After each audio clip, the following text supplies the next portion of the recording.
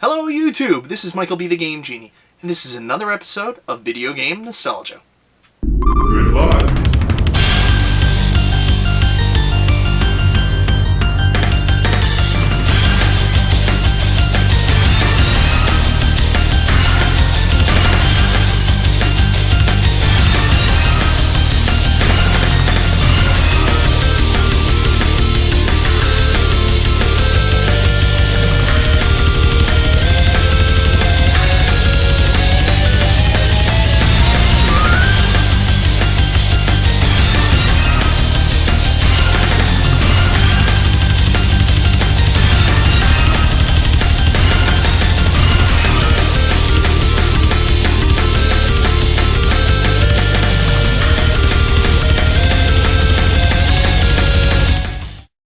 First things first, I want to say thank you so much to the people who did video responses to the last episode of Video Game Nostalgia. They were Mega Prodigy 321, The King of 8-Bit, and all the way from Tokyo, Kid Shoryuken. In my very last review, I took a look back at the Back to the Future NES games. Now, I had a very favorable review of Back to the Future Part 1 on the NES, and a lot of that's based on the fact that I'm a huge Back to the Future fanboy. Hell, I even had a Back to the Future wedding. So of course, I'm going to love something with the Back to the Future title on it. Honestly, I think Back to the Future Part 1 gets a really bad rap. It's actually a pretty fun pick-up-and-play game. However, my review of Back to the Future Part 2 and 3 was a little less favorable. And it's not because it's a terrible game, because it really isn't. I just have one big problem with it. I constantly get lost in this game. I don't know what to do. I have no clue where I should be going, what I should be doing. It's not easy, and it's not linear. So I wanted to take a couple minutes and take a look back on, basically, games I got lost in when I was a kid. Constantly getting lost in games. So I want to take you a little bit back into my past here, and back into the past video game nostalgia. In the very first episode, I told everybody that the first game I actually owned was Super Mario Bros. 2 on the NES. I love Super Mario Bros. 2. It was my first experience in gaming, and it kind of taught me what games were. The great thing about that was Super Mario Bros. 2 was a very linear game. Point A to point B. That was it. You were done.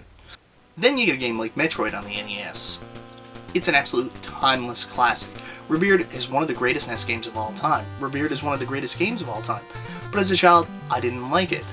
I rented it shortly after I got my NES, expecting it to be like Super Mario Bros. 2. However, it wasn't. It wasn't point A to point B. You start the game and you start scrolling right, and all of a sudden you hit a little cave that you have to crouch to get under. Except you can't crouch and move forward. And then you have to backtrack, go back and get the morph ball. Once you get the morph ball, then you can pass through that. Then you reach the ascending stairway, and really, where you go is up to you. There's nobody directing you where to go, and it's just so easy to get lost in this game. And probably one of the most well-known examples of a non-linear game on the NES is Castlevania II Simon's Quest. Castlevania II Simon's Quest really went in a different direction than the other games. They were straightforward, linear, A to B, action platformers, and they were amazing games. However, Castlevania 2 did the exact same thing. It went in a completely different direction. You could go whatever way you wanted, and it was very confusing. A lot of people immediately said this game was terrible, based on the fact that you just didn't know what to do. You didn't know where to get the secret power, you didn't know what to do, and you got completely lost.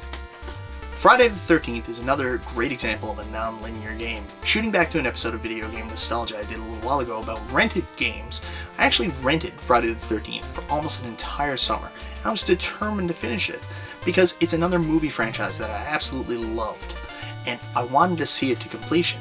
So I would turn it on, and I would wander around, and I would play it, and I would wander around, I would pick up items, and I didn't know what to do with them, or where to go. The biggest problem about this, what makes this more frustrating than actual Simon's Quest, is really there's a time limit in this game. As you move along, Jason keeps killing off the kids and the counselors, and if he kills off enough kids and counselors, the game's over. So not only is this a confusing, frustrating game, but it's also a confusing, frustrated, timed game. So growing up as a kid in the 80s, when you were playing one of these action-adventure, non-linear games, you really didn't have a whole lot of options at your disposal if you got lost. Once you were lost, you were lost. You could either A, continuously play the game for hours upon hours upon hours upon hours on end until you figured out exactly where you needed to go. But as a kid, you know what? Our attention spans weren't really that great, and that was extremely hard to do. So you would just get really frustrated and end up putting the game back, regardless of whether or not you rented it or bought it. you were probably done with that game at that point. Option 2 was to really talk to a friend. You'd call your friend up and you'd be like, yeah, Joey, I'm here playing Friday the 13th. You ever play that game? Yeah. Well, I'm actually kind of stuck. Where am I to? Well, I turned on the game and I walked around for 6 hours, so what do? You could reach for the power. Nintendo power. You see, Castlevania II Simon's Quest is commonly regarded now, thanks to the Angry Video Game Nerd, as a Nintendo Power game, which is a game that you in no way could finish unless you had a guide or a book that told you exactly what to do. Nintendo Power was an absolute fantastic resource as a child because they gave in-depth scrolling maps of each level that showed you where every power-up was, as well as hints on how to take out bosses and how to use items. One of the coolest features for me as a kid was seeing Counselor's Corner. This was a section in Nintendo Power where it allowed subscribers to write in and ask questions if they were stuck in a game, and one of the Nintendo Power counselors would actually go through that part in the game and explain exactly what to do. It was really cool, really good explanations, and it also included screenshots that maybe showed you exactly what you needed to do. Nintendo Power was fantastic, but you were really limited unless the game that you were playing was actually in that episode of Nintendo Power or in the Counselor's Corner. You were still stuck. That is, unless that you bought the Holy Grail. What is the Holy Grail, you ask? Well, it's the Ultimate Guide. The official Nintendo Player's Guide. The official Nintendo Power's Guide was pretty much the first ever issue of Nintendo Power before Nintendo Power became a regular publication. It was more so in-depth reviews of games, and it actually showed exactly where to go, explain what to do. One of my absolute favorite things about this book is they actually have a complete map of Metroid that shows you exactly everywhere you need to go, where all the power-ups are, where your energy tanks are, and finally, thanks to this book, I'm hoping I'm going to be able to beat Metroid on the NES. And your final option was in fact to call a Nintendo Gameplay Counselor directly, which can be seen very conveniently under the phone directory in the back of the Nintendo Power Guides. Most people are probably familiar with this from the movie The Wizard. Right before Jimmy goes to Video Game Armageddon, he takes a stop in Reno, where actually they call the Nintendo Gameplay Counselor and get all the tips and hints on the games that he's having trouble with currently playing. And as a kid, we all wanted to do this. The only problem was, this wasn't a free service. Of course, this cost money. You were charged directly over the phone. Your phone bill was charged for every minute you spent on the phone actually talking to somebody.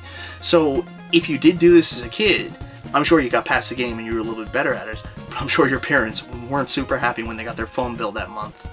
So as a kid, obviously, who got lost in non-linear games, I was very excited when I finally got my Nintendo Power subscription. I figured I might be the next wizard. But it just wasn't Nintendo Power. I actually got a game with my very first subscription to Nintendo Power as well, and that was Dragon Warrior on the NES.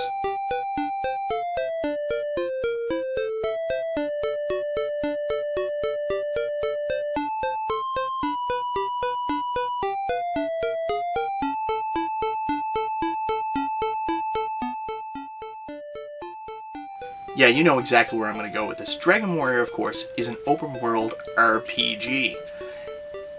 It's not a non-linear game in the sense that there's certain things that you need to do at certain points to progress. However, it doesn't direct you in that direction, really. There might be some hints from villagers, but realistically, it's an open world, and you can just go anywhere you want. As a kid, I absolutely hated Dragon Warrior, and it made me hate all role-playing games. In fact, let me take you back to me trying to play Dragon Warrior when I was a child. Ah, a brand new NES game! Dragon Warrior! I love dragons! Oh, this is going to be so much fun to play. Thank you so much, Nintendo Power!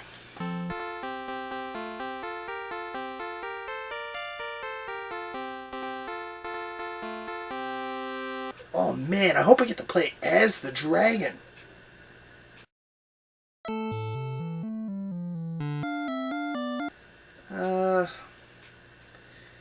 It's okay, I guess, but, I don't really know what I'm doing. What am I supposed to do here? Why can't I just go up the stairs? Why do I have to press a button?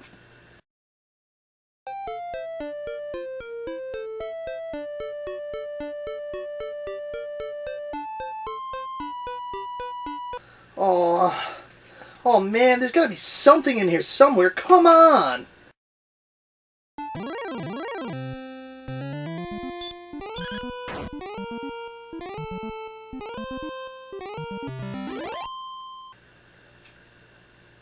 Hey, Mom! I gotta make a phone call! Hey, level 7? Let me get my book. Hi, this is Karen, a Nintendo gameplay counselor. Yeah, right. When you're talking about Punch-Out, second level, right? Yeah, the guy with new games. Yeah. Well, all you gotta do is wait until the thing lights up. Here you go, updates. Nintendo game playing, this is Rick. How can I help you? Hey man, how's it going? I'm playing a game called Dragon Warrior, and I'm about to take it and throw it off the wall because this game is stupid! Is that so?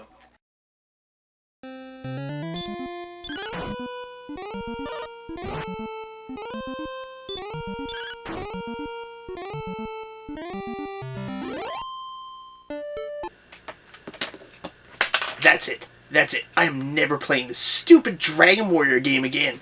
How did they expect to make a game like that and anybody would like it? I'm sure that's the last I'll ever see of that series. And still to this day, I haven't finished the original Dragon Warrior on the NES. It's something I plan to do in the next little while. Now, that didn't mean I always hated role-playing games. Actually, a little bit later on, in the PlayStation era, I absolutely fell in love with role-playing games, and they became one of my favorite genres. I don't know why, I just found role-playing games on the PlayStation 1 era a little bit easier. Well, here I am today, I'm a 32-year-old gamer, and I can happily say that I never get lost in games anymore. I don't know why that is. Maybe I'm just so much better at playing games now from all of my years of practice.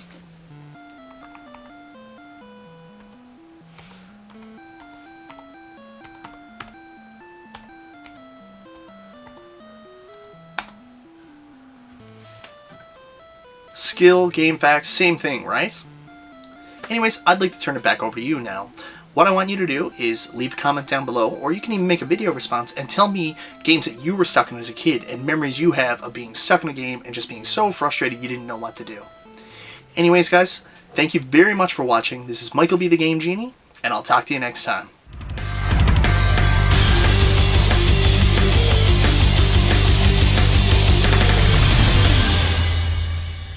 And we'll just hide this phone bill right here so my mother can never find it.